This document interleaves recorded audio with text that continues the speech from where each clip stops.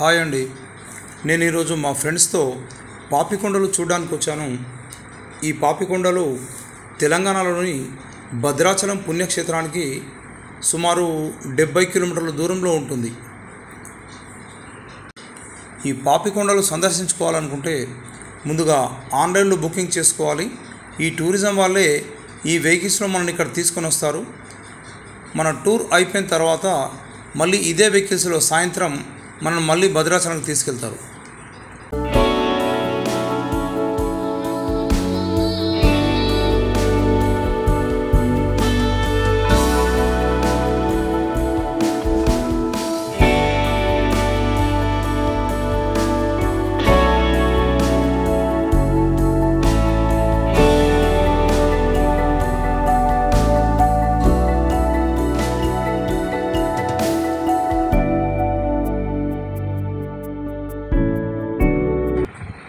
అదిగో చూస్తున్నారు కదా, అదే బోటింగ్ పాయింట్ అండి.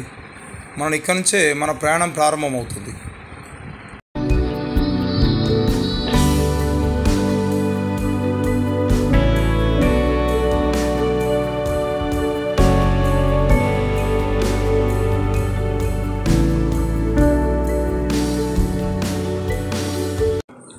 ఇప్పుడు మనం లాంచీలోనికి వచ్చాం. ఈ లాంచ్ ఇప్పుడు ప్రయాణానికి సిద్ధంగా ఉంది.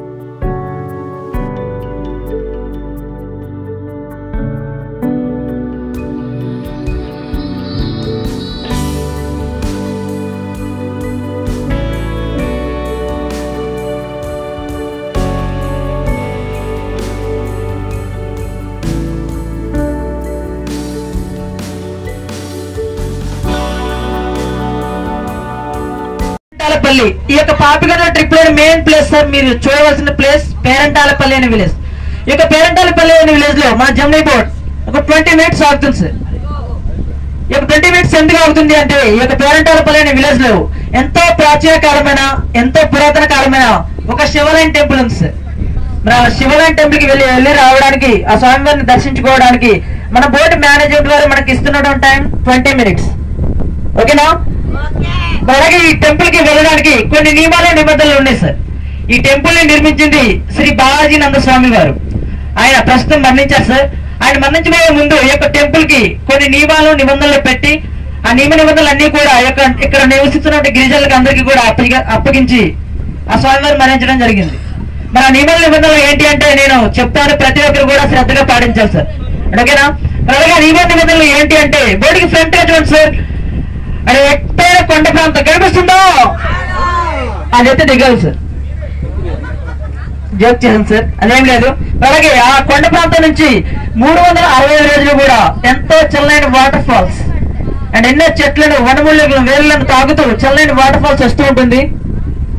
అక్కడ మీ పాదాలకున్న పాదరక్షకులు విడిచి పాదాలు శుభ్రపరచుకొని ఆలయంలోకి ప్రవేశించారు.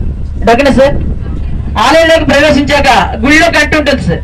మన హిందూ సంప్రదాయం ప్రకారం ఏ గుళ్ళో గంట ఎన్నిసార్లు మ్రోగిస్తాం సార్? 3 times మ్రోగిస్తాం. మరి ఇక్కడ ఒకసారి మాత్రమే మ్రోగించాలి. అరే బాబు ఏంటో అని మీకు ఒక చిన్న డౌట్ ఉండొచ్చు. అలా ఎందుకు అంటే ఈ యొక్క ఆలయానికి ఎటువంటి కుల మత భేదాలంటూ ఏమీ లేవు సార్. అంటే ఎవరైనా వెళ్ళి రావచ్చు అండ్ అందరూ సమానమే అనే సిద్ధాంతంతో ఈ యొక్క ఆలయానికి ఒకసారి మాత్రమే మ్రోగించని చెప్పారు ఆ బాలాజీ స్వామి వారు.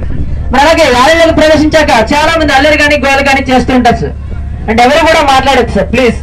ఓకేనా? టెంపుల్ లో ఎవరు కూడా మాట్లాడద్దు. మరి అలాగే స్వామివారు అందంగా ఉండాలని చెప్పేసి స్వామివారిని ఫొటోస్ కానీ వీడియోస్ కానీ తీస్తూ ఉంటారు. హే సెల్ఫీ.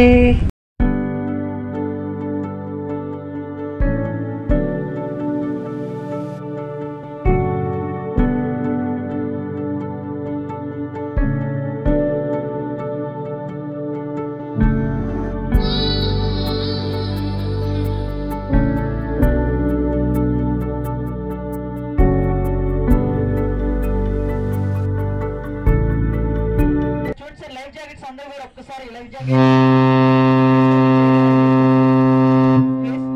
అలాగే riding side sir please sir.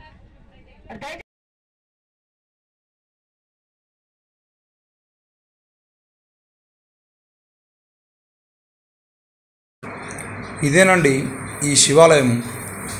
పాపికొండల నడుమ గోదావరి నది ఒడ్డున గిరిజన గూడెంలో ఉన్నటువంటి ఈ శివాలయం. ఇక్కడ వీడియోలు తీయడం నిషేధం కాబట్టి నేను లోపలికి వెళ్ళి వీడియోలు తీయలేదు.